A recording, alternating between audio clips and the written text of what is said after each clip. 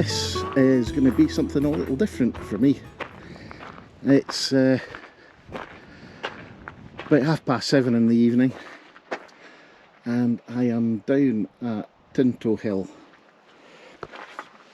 which is a great little hill walk just south of Lanark in South Lanarkshire. And the reason I'm starting off so late is I'm planning to have a bit of a wild camp on the hill. I forgot my poles as well, so I'm going to struggle a bit up this. The pack's feeling quite heavy, but I have recently sold my old tent, which was a Terra Nova Solar 2.2. Great little tent. I've had it almost 20 years now, and did the Pennine Way with it last year.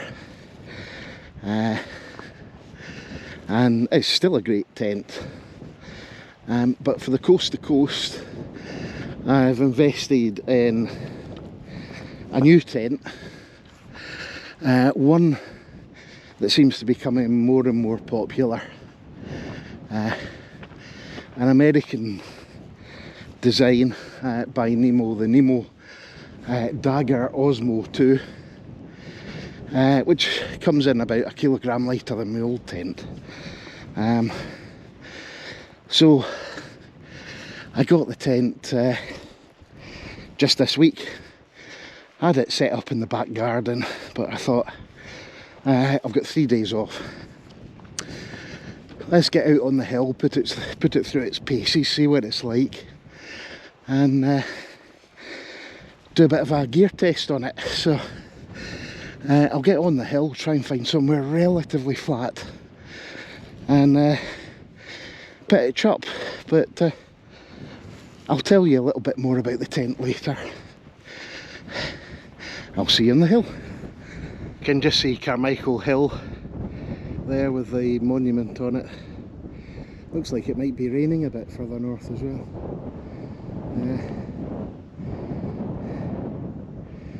But South Lanarkshire is not really famed for its countryside, but this part of the county is just stunning. And already we've not gained that much height, and it's all beginning to open up. You can see the Pentlands in the distance there, and the top end of the southern uplands. There's a couple of hill forts here. Now, I'm guessing they're Bronze or Iron Age. There's one just up here on the left, just behind these wires, the power lines, and circular, and the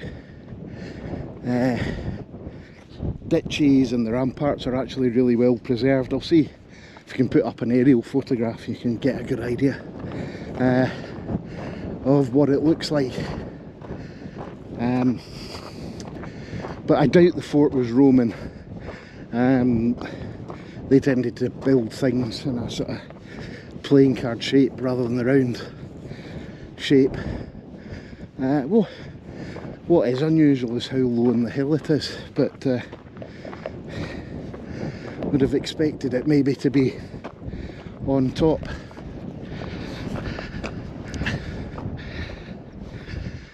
Here we go. I don't know whether this was the entrance, but certainly the outer wall and ditch of the fort, almost perfectly round.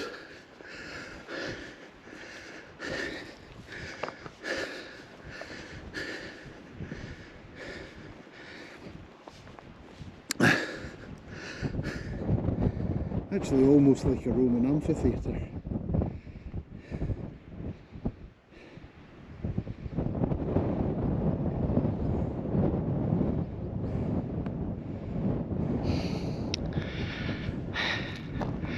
So you should just be able to make out the ramparts and the ditches on the fort, just to the right of the path. Quite a small thing. I think there's one a bit further over to the right, and there's another one over here somewhere according to the map, which I've not brought with me, which was a bit silly. Not that I need it for this. So walked it several times and there's a clear route right to the top. So what about the name Tinto? Nothing to do with the Lone Ranger, unfortunately, but apparently it's a corruption of a Gaelic name, which off the top of my head this might be Tinto Hill, something along those lines, which means Hill of Fire. Now the underlying geology in this area, there is a lot of old red sandstone, and as well as other, I think, volcanic rocks. I need to have a look at the specifics, but the underlying rock here is quite red, which is quite possibly where the name came from. It's something typical in South Lanarkshire, this part of the world, and in fact up until relatively recently the road surfaces down here tended to be red because the stone was quarried locally, and that's what they ended up using.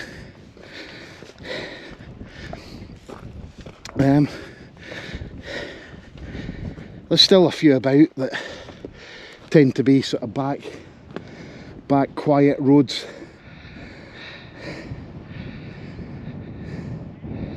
There we go, we get quite a clear view of the fort from here. Quite a small footprint.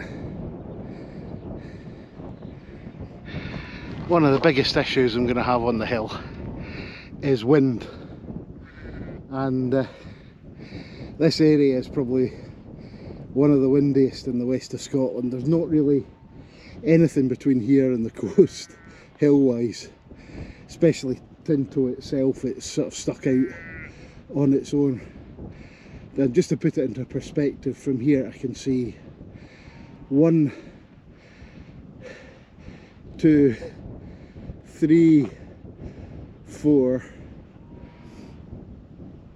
5, 6, 7, 8, 9, 10 wind farms just in the space of that pass. Yeah, gets pretty breezy. It's actually been quite windy the past couple of days here, and where I am as well, during the winter it actually really drops in temperature.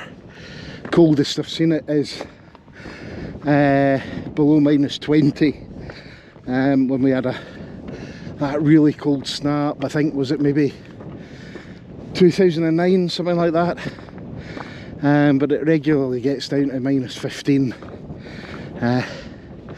in the winter, when the conditions are right. But yeah, so I'm expecting a fair bit of wind tonight. Finding a good pitch might be a bit tricky. I think somewhere in the lee of the hill it's a westerly breeze. We get here straight off the Atlantic, or the Irish Sea, I suppose. Yeah, so it'll be interesting to see how the tent stands up to that. It's getting quite cool as well, so the temperature might drop quite low. We're in the middle of June. The temperature's been up and down like a yo-yo recently as well, but I'm not making great progress at the moment. Anyway, let's crack on. That looks like a potential campsite there. Question is, do I want to pitch or head up? I think it'll be daft and carry on for the moment and see how we get on. But you can see the colour of the path here, how it's almost pink, and I think it's got the name from the sun sort of reflecting off the stone in the evening, giving it a fiery look. Now, even from here, you should be able to see the cairn on top, and the cairn on top of Tinto is apparently one of the biggest in Scotland, and the thing is monumentally huge.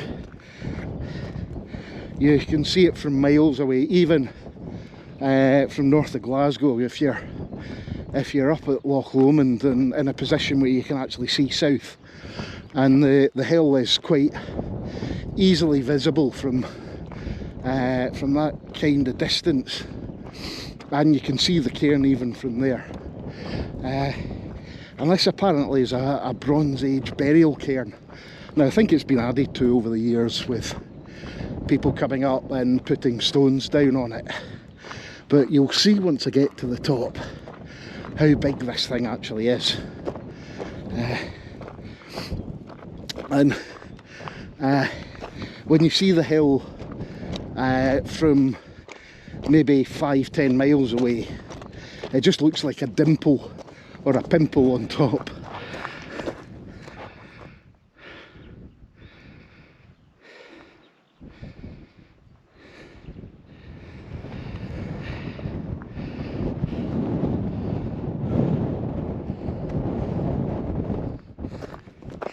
It's actually getting quite cold now. You can probably hear the wind blowing quite fast now. So I think the best idea is probably going to be go back down to that cairn and pitch there, because it was in the lee of the wind a little. This is just stupendous. Not far off the summit. Should be able to get a clearer view of the cairn here. So maybe 200 or 300, maybe a bit more than that, 400 metres to go. Sun is beginning to come down. Not really seen anywhere else suitable to pitch, so shouldn't take me too long to come back down, and I think that's where I'm going to set up. But this last climb is a bit steeper than it looks.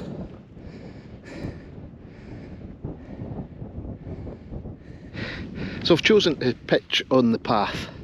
I would have done a time lapse, but the GoPro battery's playing silly games and I want to get this up. So it's an inner pitch first, and it actually pitches pretty easily. This is the Nemo Dagger, and as you can see there's masses of space inside it, and it's fairly sturdy frame as well. You can actually just leave it like this if the weather's going to be good, but I will put the outer over the top. So the inner only took me about 5 minutes, even in the wind. So let's get the outer on. So welcome to the new tent. This is the Nemo Dagger 2, or the Nemo OSMO Dagger 2, and yeah, it is absolutely enormous inside. Bags of room. You could almost fit an adult and 2 kids in here. And I mean, I'm not the tallest, but I'd say there's still a good foot either end here. Plenty of room for kit you can spread yourself out if you're by yourself quite easily. Lots of little things to hang things from. There is a head torch light diffuser here, so I'll be interested to try that once it gets dark. So the thing pitched pretty easily. I'm quite impressed with that, even with the wind. The wind's died down a little bit now, but it's sitting pretty stable. The one thing that is noticeable is the airflow through the tent. I can actually feel that there is a breeze coming through. Now the fly sheet, you can probably see it there, does sit quite high on the ends. I could maybe, well, I couldn't really actually, just with the space that I had. I've pitched it with the doors sort of facing the way you're looking, but that should be fine. I think we shouldn't have too much condensation in the morning, so we'll see how we get on. But I think it could be quite cool overnight. So let me get out and I'll show you the outside. Wow, look at that. I think I'm going to get a bit of wind coming up over here, but the zips are really easy to use. I'm quite used to having zips that you need to use two hands, just one hand, and the open's easy enough. I love this little feature. You can just roll back the door and it clips on here quite nicely. But the tent is blooming enormous, so you can see how far away from the summit. I'll walk up there in the morning, come back down and then pitch the tent.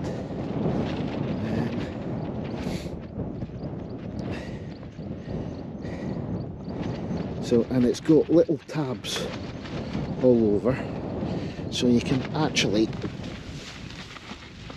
tighten the sheet if you need to. So all in all, so far I'm actually quite impressed with this. It is getting quite cold, so I could be in for a cool night, I expect.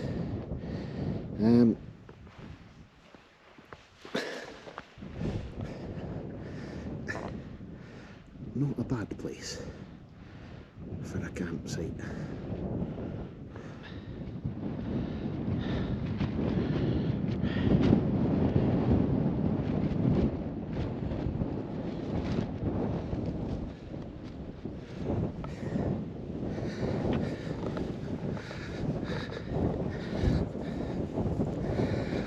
It's about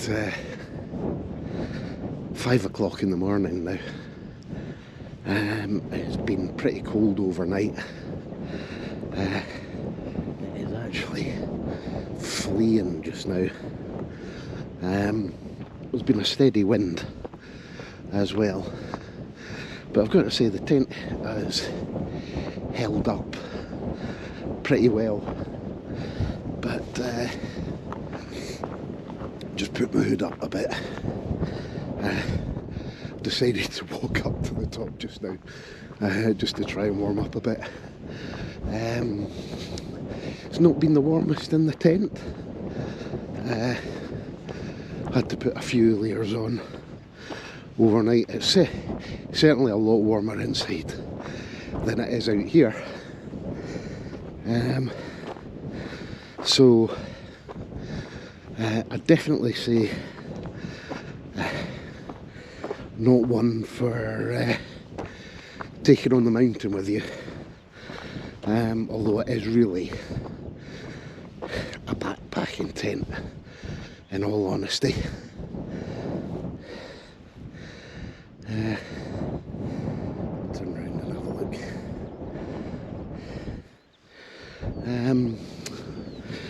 But it's held up really well overnight.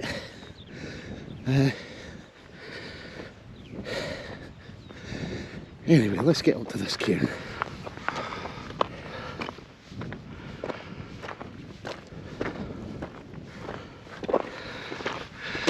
Always, seemingly without fail, seems to be the last few metres to the top are always the steepest and the worst.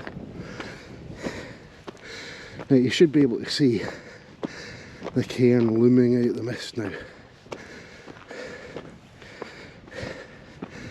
And this thing is visible for miles around.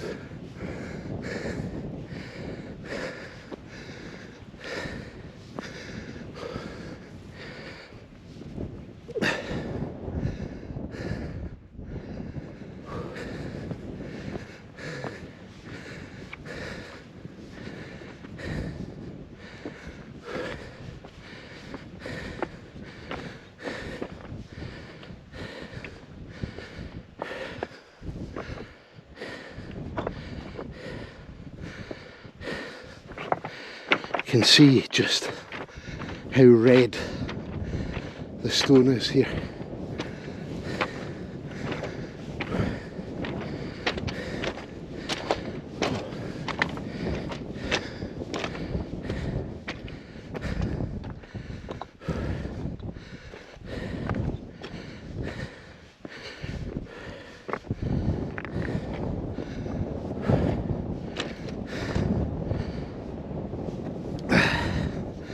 The top of Tinto.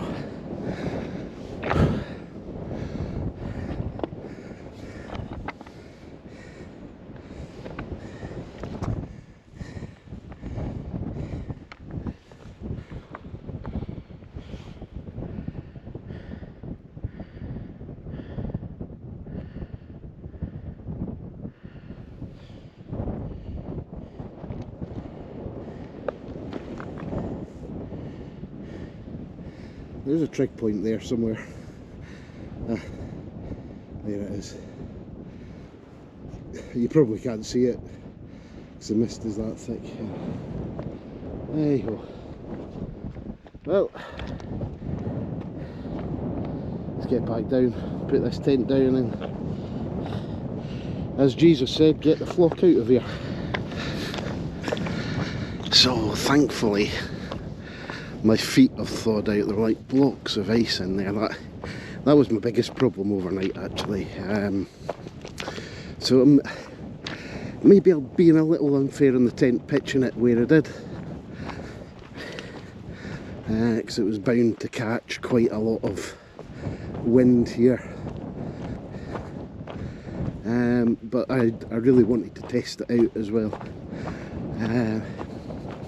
Very easy to pitch, actually. It didn't take me that long to get up. I'll see how long it takes me to get it down.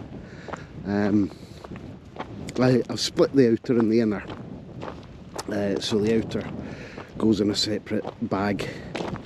The bag that it came with, actually the opening in it is quite small, and when I took it down in the garden it was quite awkward to get it in.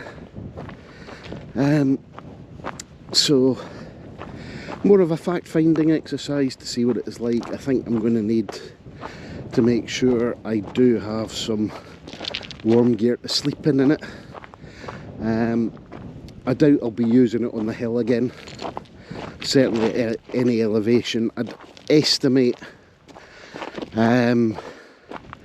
I've probably camped at about 2,000 feet. What that is in metres, I'm not sure. I'll pop that on screen. Oh God, for the lack of poles. But generally impressed with it. What I maybe need to do is just have a camp in it at low level, see how I get on. But certainly I could physically feel the air flowing through it. Now that was something with my previous tent. You got inside and it blocked everything. You know, it really was a 4-season tent. This, judging by today, could well be a 2+ season tent. So yeah, we'll see how we get on the coast to coast with it. Hopefully it should handle that pretty well, because I don't think we'll be camping at any great height on it, even in the lakes. And we're off again. Just sat and chilled in the tent for a while before taking it down, which is a bit of a challenge in the wind. Big problem taking it down actually is all the poles are strung together, so the whole structure is a single entity. It makes collapsing them a little bit awkward, and they all really want to spring back together when you're trying to put them back in the bag. Shouldn't take me too long to get down off the hill, maybe about 40 minutes or so.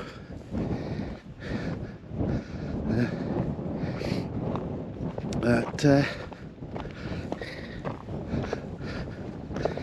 doesn't look like the clouds lifting at all, and it's still pretty cold up here. I think it's maybe dropped about 3 or 4 degrees overnight, judging by how cold it was when I got up. So first night of hopefully many in the tent.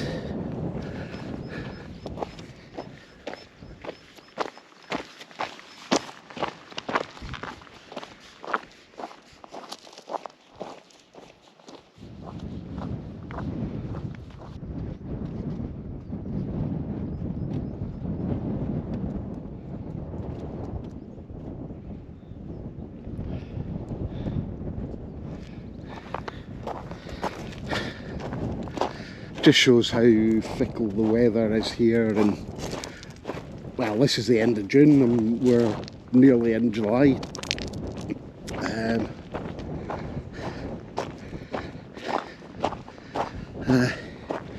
And this is a relatively small hill in Scotland, so if it's like this here, can you imagine what the conditions are like in some of the higher Munros? So even at the height of summer, you know, this wasn't particularly challenging, it was just cold. Well, that is a challenge in itself, but you know, you could be getting to the tops of some of the higher peaks and the temperature being below freezing, especially if you're planning on camping out. I think this is why a lot of people do get in trouble in the Scottish hills. That, you know, it can be 20 degrees plus at the bottom, and they get out on the hill and the temperature just plummets and conditions can change so rapidly. Looks like a few folk coming out on the hill already. There was somebody past, I think about 4 in the morning, out with a dog, which is really keen.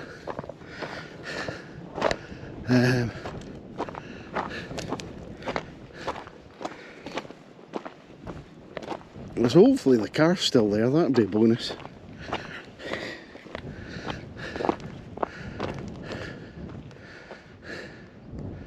Cloud well down. Temperature's risen maybe about 6 or 7 degrees now. There's no longer that bite to the wind that was getting up there. But this is blowing the cobwebs away. I'm regretting not having the poles because my legs are feeling a bit heavy now coming down. Probably get a bit of disco leg at the bottom.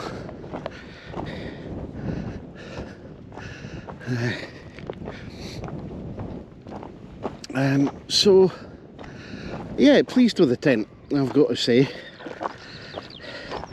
A lot of good things about it. Very intuitive to put up. I like the system of clips that they've got. The The footprint I've got for it just clips on nicely. I can leave that attached. The one thing I'll say, I'm not saying it is, it just feels quite fragile, and that's the ground sheet. It's quite thin and almost like a crisp packet. Anyway, so we'll see how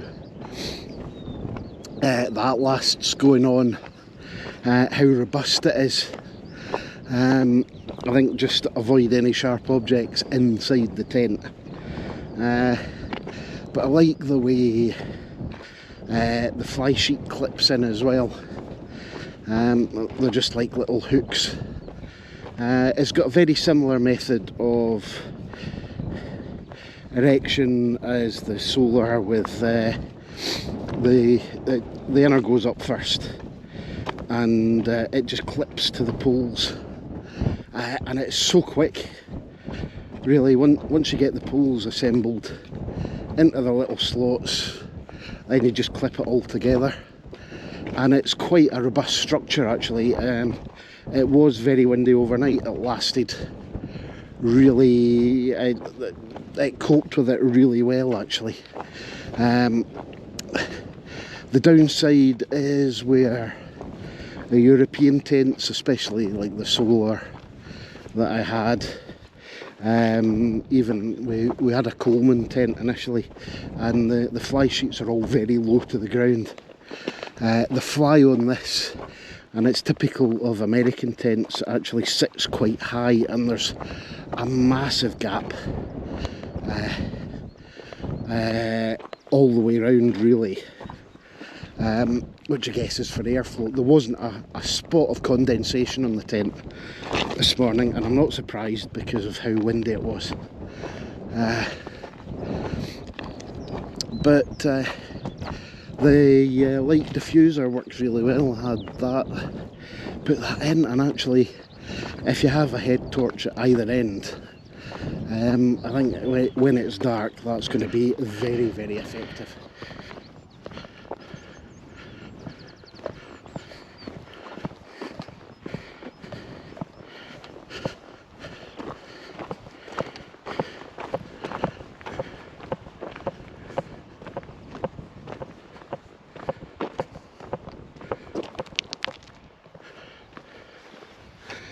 That's it. Test over, back down at the car. Go back and get some sleep now. Rescue the cats.